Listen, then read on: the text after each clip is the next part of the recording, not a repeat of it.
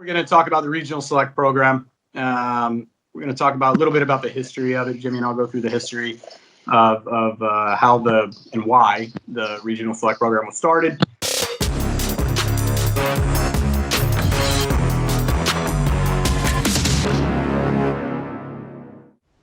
Welcome to episode 9, everybody. As usual, my co-host, Jimmy McAllister. How's it going, Jimmy? Well, I'm doing a lot better than you. Unfortunately, I heard you were in a little bit of a car accident last night. And yeah. Thank God that you're okay, but it sounds like your truck didn't do as well as you did. But hopefully it all works out for you. I hope you're feeling not too beat up. No, I'm good. Thank you. I'm good. So today, guys, we're going to bring you an episode on our regional select program. So joining us today is Paul Auer, our West Region Director. How's it going, Paul? Going well. Thanks, Kyle. Yeah. Sorry to hear about the accident. Yeah, thank you. George Singh, our South Region Director. Hey, how you doing? Good, man. Good. Good. And Raphael Cox, our Shoreline Director, newbie. How's it going, Raph? Great. How are you? Good. So before we get started, Jimmy, one of the first episodes, you mentioned, that pictures can be recorded in history, and that sometimes there are things that we do in haste or because maybe they're trendy. And I found a gem of a picture that I'd like to show everybody. I mean, you had to have been one of the trendiest people of the day. So let's get this picture up here. I don't know what you're talking about. Let's give a little critique. Go. Holy cow! Yeah, that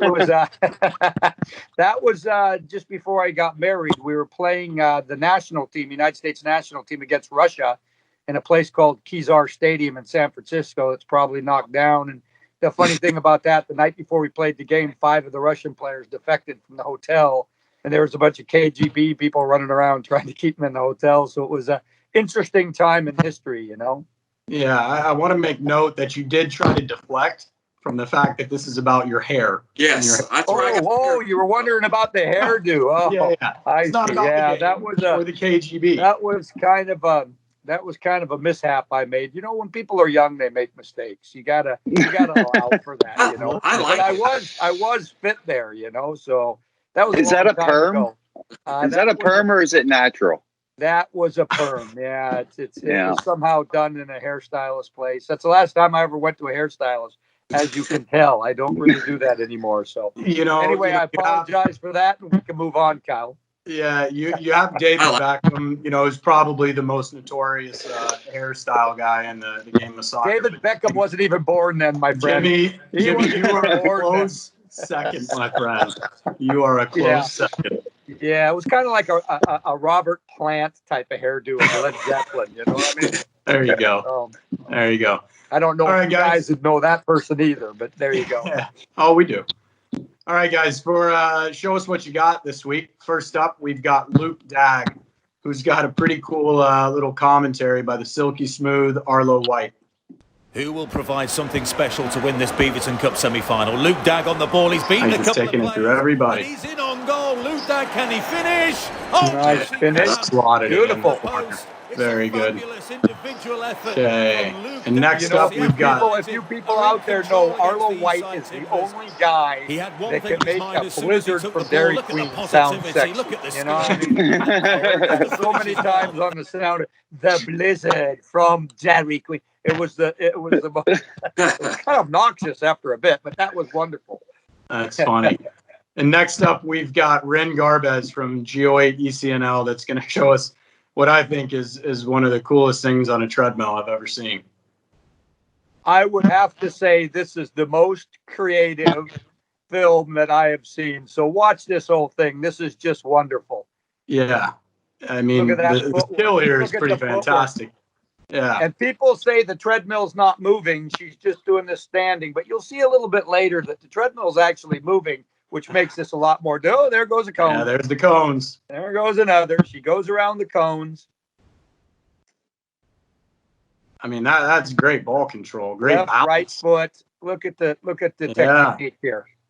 I mean, there goes the toilet paper rolls. throwing a Oh, tissue there goes box. the tissue box. There we go. And The kitchen sink. everything but the kitchen sink. Yeah. And I think that's somebody's left shin that goes by there. I Clorox don't know what wipes. that stuff is. But this is Gold the right best. now. This Go is on. great. Oh, Over a there bony we bed. go. Oh, Yeah, we don't, we don't like that kind of thing at home, but that was pretty Yeah. creative, the Ren game, the whole bit. Garbez, we applaud you. Ren, that was fantastic. awesome. Absolutely Yeah. awesome. All right, guys. So today we're going to talk about the regional select program. We're going to talk about a little bit about the history of it. Jimmy and I'll go through the history of how and why the regional select program was started, and then we'll get into our regional directors because each region has a little bit of a different kind of flavor to it. So, Jimmy, why don't you give us a little backstory on the regional select program, why it is structured the way it is, and we'll get to these guys in a little bit. Well, I think it's very important for people to know, and sometimes clubs can get certain reputations, and sometimes the perception is just as important as the reality. And the perception sometimes from people out there is that we're a 12-month-a-year sport. You can't play any other sport. It's soccer around the clock, and that's not necessarily true. I think when Seattle United was originally started, it was started to take care of all the kids that would like to play soccer in the city of Seattle. It wasn't about recruiting kids from all over the country or all over the state or all over the region. It was about allowing kids from Seattle to be able to play the game.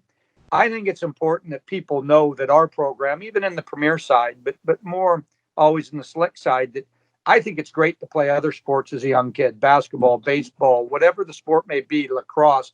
I think the more things you can play, the more rounded of an athlete you become. And your regions make it a little bit easier to be able to do that because it's twice a week training as opposed to 3 or sometimes 4 nights a week training. The season's only 10 months as opposed to 12 months. And some of the kids do other things. Contrary to popular belief, when we started the region, the funny thing is after running this model for 10 years, and Cal, you could probably name all the players better than I could, but we've had some kids that have gone on to play Division I college that have gone on to be maybe professional players that started in the region. I don't think at 7 years old, you have to play one sport. I think, you have to experience everything. All sports have something to teach. And so the regions give people a good way to do that. The other thing I think it's important to know about the regions is that they're local. Like George Singh's teams will train in the Beacon Hill area or, up there at Jefferson, and Paul's teams might train in Magnolia. But, one of the issues we have everywhere in the state, but especially in Seattle, is traffic, roads shutting down, the West Seattle Bridge closing down, the 25-year tunnel project, all these things make it tougher and tougher from get to one point to the other. So sometimes it's better to be in the region where you train locally and be able to experience that, not spend the time in the car that sometimes you have to in the premier side of the game. Yeah, for me, it's multifaceted. I mean, you mentioned the multi-sport athletes. You mentioned the travel, the geography of it all. Some people that don't want to make the commitment of the premier side. It also bridges the gap between rec and premier, right? So it's not such a massive jump. You've got a lot of kids, and the regions make up half of our club. You've got a lot of kids that have a lot of potential. They're just not quite there yet. And the regions give them that place to be able to hone their skills and then, possibly guest play with premier teams and whatnot. And in an environment where they're challenged, but they're still successful. You don't want to put kids in too far over their head. And some of the kids are definitely there, and their commitment level is what they want to do. They could be an all-star. We have a young man that I was talking to the other day that's an all-star lacrosse player, and he likes to be able to play both, and he should be able to play both. There's no law against experimenting as many things as you can. The other thing I think it's critically important is that, it's a little bit more cost-effective to play in the region. The travel is generally less in terms of out-of-state tournaments. Although, as we've talked about before, out-of-state tournaments in the near future might be a thing of the past, in terms of what we're doing. But in the end of the day, it's just an overall commitment. And every family has different needs. Our job in this club, and this is probably the last thing I'll say today, isn't to win state championships or national championships. Our job is to give kids a place to play. A kids where they fit in, where the time commitment's fine, where the dollar commitment's fine, where they enjoy their teammates and enjoy the game. If that's in the region, that's fantastic. Many a time at tryouts, as these guys will probably attest to, kids are offered the chance to go to Premier and they turn it down. Or if you win in the North Puget Sound League in the top division, first place, you can go to the RCL, which is a Premier League. And many of our teams, quite frankly, has turned that down because even in the NPSL, the North Puget Sound League, the travel's less than it would be in a statewide league. So there's a lot of advantages to being in the regions, and the kids are just as competitive and they have just as much fun. And like I said, depending on your coach, the life lessons are always there in any sport you play. So I think as a young kid, you're wise to try as many things as you can. I think all kids should experience other sports and see what they really like. Yeah. Yeah. So George, you and I are the two OG regional directors from the beginning. You run the South. Like I said, each region has a little bit of a different need to fill. Tell us about the South. Tell us about what you guys do programming wise, what kind of things you do with your teams and outside the club as well for the region. Well, like the South is, geography, the income of our players and families. I mean, we do it a little bit different in the South. For the actual programs, I think we've added more programs to the whole club for the regional side of it. So that's been a real benefit for all the players that choose. Like Jimmy said, there's kids that want to play other sports, but at the same time, we offer them something after their season so they can train. But we also keep our own identity. I think it was great to have, the inflatable out and have a game day where we actually invited some of the rec clubs as well. And they came out and we brought popsicles for the kids. I mean, I think the biggest thing for the South is we just have a different geography than, say, the West, than the Northeast, than Shoreline. But I think we all have a standard, and that standard's been lifted with the number that we've given in terms of like our pod session type trainings. But we've also kept our own identity, which I think is great. Yeah, and when you talk about travel, transportation time and whatnot, trying to traverse the city from the South End is difficult. It can be a nightmare. And so, you guys are like a club within a club. Each region, each area is a club within a club, but probably even more so in the South where, because of that travel issue, you guys can do things a little bit on your own there. You guys run, I know Carlos Enriquez, who's our community outreach director, coaches with you in the South. And you guys have gone down to the Rainier Beach Community Center, Rainier Vista Boys and Girls Club, things like that, and run programs. And there's so much else that we do outside of just coaching teams and coaching the players that are in our club to try to involve the whole community. And I think the community aspect in the South is fantastic. Oh, absolutely. I think I see that right now more than any, because I look at the guys that have registered within the club. I've been on Zoom calls with families, and a lot of it is just people that will always stick with us. It's just a different culture. We have the South, like you said, it's a club within a club. We have our own thing out there, so pretty great. Well, I think, Kyle and George, when you say culture, that's the thing. I've been told, and I don't know, things change, but Beacon Hill Elementary School is one of the most culturally diverse schools in the United States. Not Seattle, not Washington, not the Northwest, but the United States. Carlos and you guys have done a great job of infiltrating the schools, doing classes in the elementary schools. We actually run PE classes, Carlos does, in the elementary schools. We also have a wonderful relationship with the World School, where kids come in from all over the world in that area. And you hit the nail right on the head. It's a cultural thing. We're trying to bring the game to kids. We've, I'm so proud of you guys sponsoring high school teams that don't have the money to be able to buy uniforms, or, taking balls into a school, soccer balls, and giving them balls that they don't have the money to buy the PE equipment. Yeah. All these things add into us being a community asset. And that's the real goal, is to be a community asset. People can do without soccer. People can do without a lot of things, but people can't do without leaders in the community that provide an asset, and I think that's what you guys have done really, really well. Yeah. So Paul, you run the West region, started the club. I was that was where I got my start, was the West region assistant director. and then you, I think, have been in that position 3-4 years now. What kind of things do you see out of the West? What kind of programming have you implemented in the West? Because at the end of the day, the West is the largest region that we have. I mean, geographically, it's quite a big region with Ballard, Woodland Park, Queen Anne, Magnolia areas.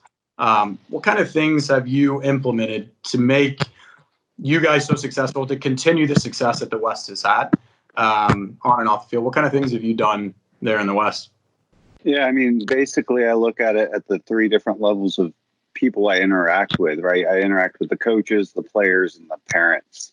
So starting with the parents, I've just tried to build community throughout all of those layers, but with the parents specifically by having a parent social with Kevin Long every year. It's an annual thing. Traditionally, it would be around this time of year when we first get going, having the parents over. We've done it at St. Andrew's Pub over there and had drinks and some food, and just hosted a time for parents to come and ask questions, but also just hang out and build that community. Also with them, just trying to communicate more and provide a newsletter quarterly to give them information from the club, and just try to also get them reaching out to me and knowing that I'm a point of contact that it's easy to get in touch with, and that we'll try to answer questions, or at least get the answers to their questions when they have them. And that's the biggest thing, is just trying to be available to them, and the same goes to the players. My biggest goal there is building a love and passion for the game that's got longevity, and then also building the community. So, it starts with little things, being on the field and seeing the players, but also trying to have a community soccer day in the West region that also incorporates the rec clubs, and doing a field day. We've done that for 2 years. In the summer, we get the inflatable out over at SPU's Interbay Athletic Complex and throw it on the grass, and just have a variety of soccer games and let players come through for a couple hours and get engaged with them. And it's cool to see the parents, the players, all interacting, all ages, and building that community. And again, with the rec kids as well. So it's fun seeing that. And also just, getting in directly with the players in pod sessions and games and in practices, and working with them and building those relationships to really know that they're, I'm there to support their love for the game, and wherever they want to go with it, try to help, them maximize their potential. And then last of all, just with the coaches, because that's our number one influence on all our teams. And, all of our coaches are passionate about what they do and they want to learn. So I try to be a resource from what I've learned, and I know that a lot of my learning has been through experience of going out and seeing other coaches and interacting with them and talking with them, and through natural conversation, you can pick up so much. So I try to be on the field for them, and we have leadership meetings when we have coaches meetings, and we don't just focus on X's and O's, but also how to be a better leader. And then just focus on how we can be better at training and educating the kids on the field, whether it be trying to have game-based training sessions that let the game teach the kids while they, help guide them with questions, and letting the game build that passion and keeping them active, or whether it be in games trying to help the coaches connect with the players and see where they can be more supportive and help those players grow and get a better experience. So that's kind of the approach I've taken. And, obviously, like Kyle said, the West has always been a big region. It's had great leaders like himself that I've been able to learn from. And I grew up as a coach under George Singh in the South region and coaching in the region. So, I really do find a lot of value in the region, and I'm happy to be a director of it. So thank you. Yeah. Yeah. And one thing you said about the being able to affect as many kids as possible is through the coaches as well. We go out to numerous games a weekend. We go out to numerous trainings when we're on a field. We duck into their Zoom calls right now.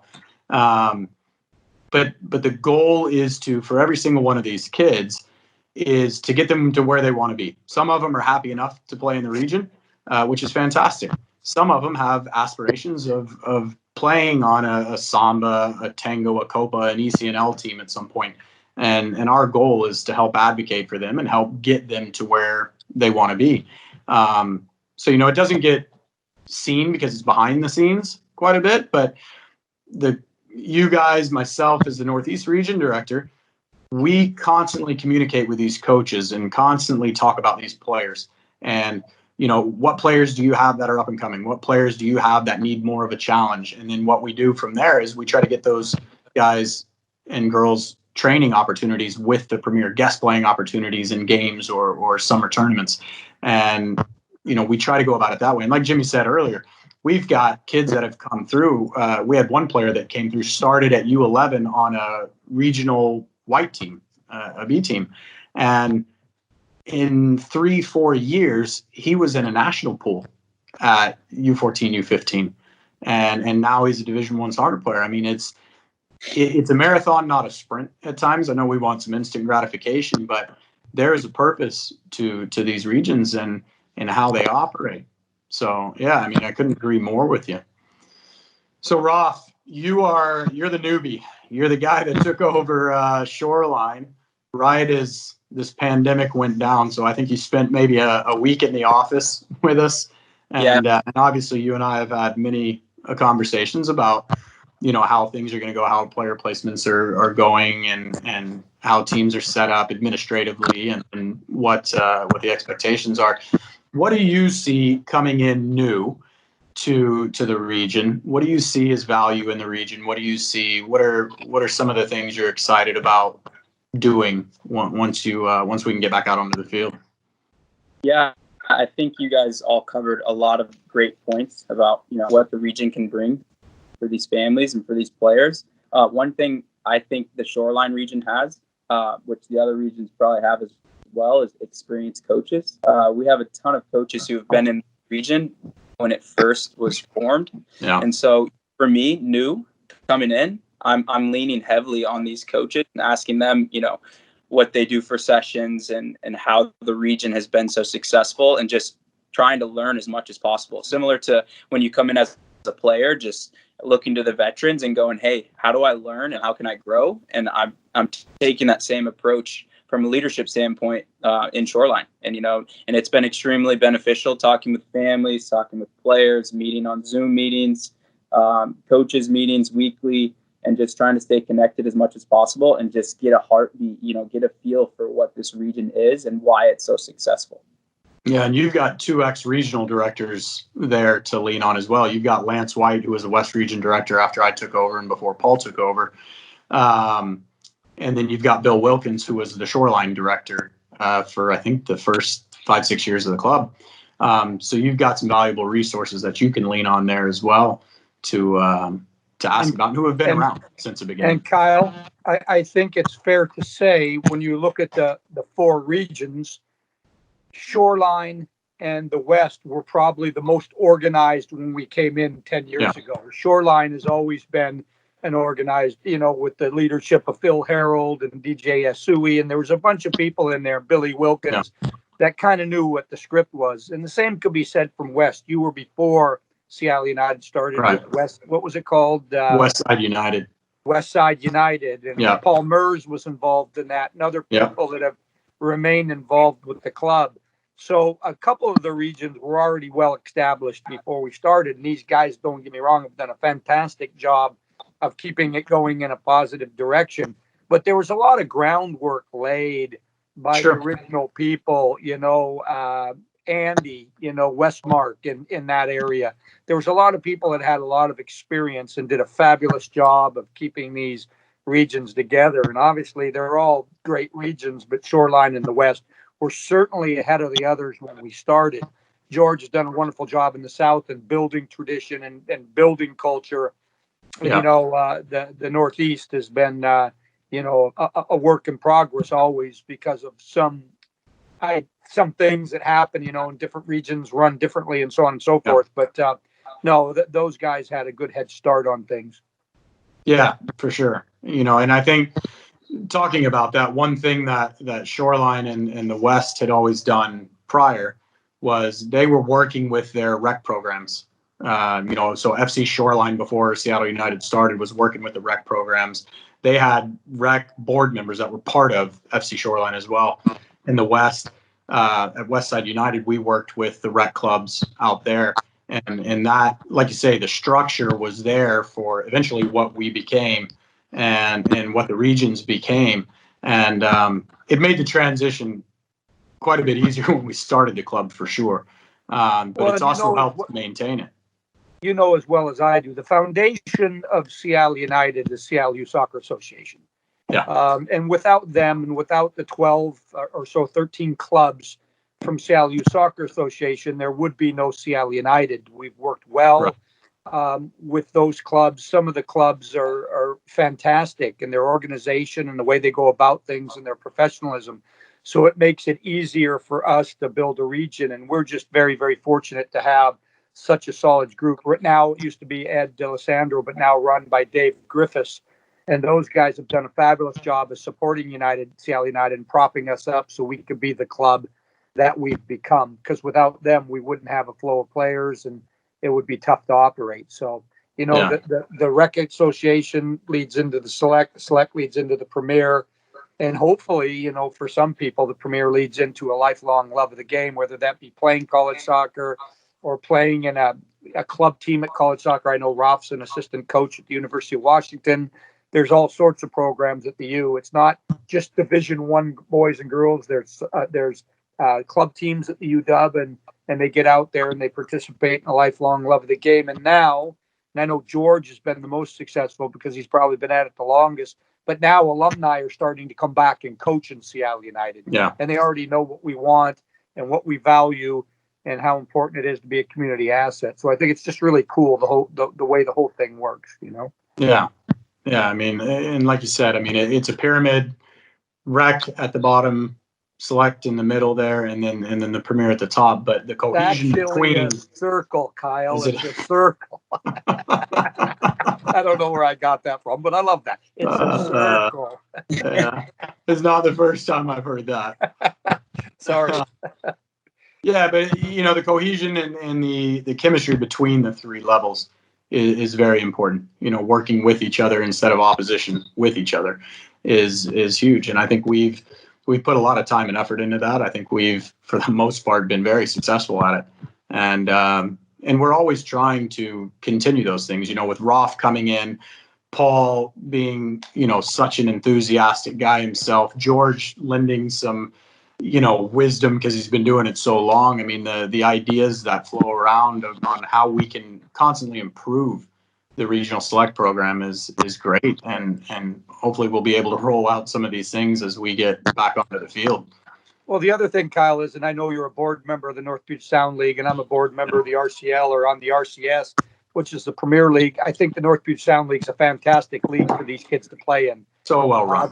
The gentleman that runs the league, Yusuf Habash, is outstanding. It's well organized. It's a very, very professional league, the North Puget Sound League, and it's a good league to play in. I'm telling you right now. There's some very good teams, some very good players, and like I said, the basis of the NPSL was to be up and down the I-5 corridor. And the guys that started that, and our founding fathers, were very, very aware of that they wanted to have a level where you didn't have to go, and no disrespect, but you didn't have to go to Spokane, or you didn't have to go to Tri-Cities, or you didn't have to go to Bellingham or Vancouver, Washington. And there's nothing wrong with that, but to each their own. Some people weren't committed or didn't want to do that type of travel thing. So you try to offer as many things as you can to make everybody feel comfortable, Yeah. Well, guys, thanks for being with us today. Paul, Rolf, George, appreciate it. We're looking forward to get back out onto the field. Everybody stay safe. Jimmy, you got any closing words of wisdom for us? I went out yesterday afternoon, and I was looking at helmets. I feel that lately I've been playing a lot of golf with Paul Auer, and you really need a helmet because you never know when the ball's going to go. Maybe some shoulder pads, a catcher's thing for my chest, and hey. I was hoping eventually you'd get the hint that I'm just trying to hit you with my ball. Well, there you go. If you were trying to hit me, I'd be completely safe. Anyway, that club may slip out of your hand at some point. Accidentally. Yeah, I know. But I'm still alive, and I'm going to try it again next week if I have time to go out and play with Paul. But you always got to be aware of your surroundings. Always remember that. What do you yell? Is it heads up, 4, something like that? I can't remember. It's probably something a little worse than that I yell. Anyway, gentlemen, thanks for joining the show. All right, Yeah, guys. thanks. Stay safe. We'll see you next week. Thank you, guys. Bye.